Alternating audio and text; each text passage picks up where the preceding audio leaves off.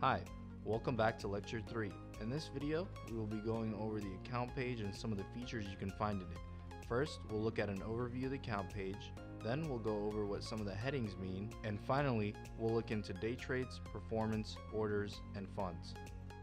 The account page is your headquarters. This is where you can find all kinds of important information about your account. First thing you'll notice when you get to this page is the big number to the top left. This is your net account value. Your net account value represents the total value of your account in real time. If you are holding stocks, the net account value will update during the day as prices fluctuate.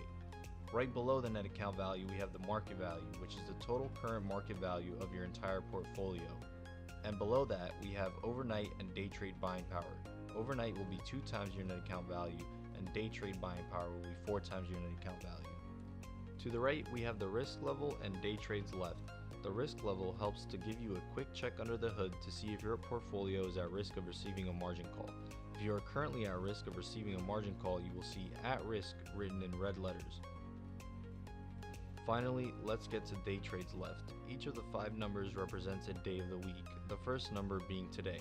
So if you see 2 on the 3rd day slot, that means in 3 days you will have 2 day trades left. You can also tap on this button to see more details.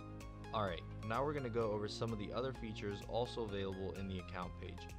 First up, we have performance. If you tap on this button, you will open up your account's profit and loss performance charts.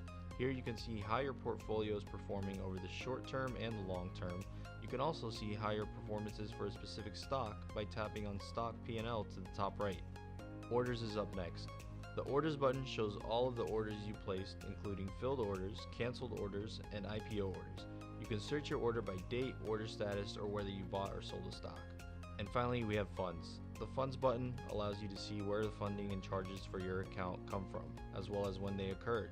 Actions that affect your funds include cash transfer, stock transfer, dividends, interest, corporate actions, and fees.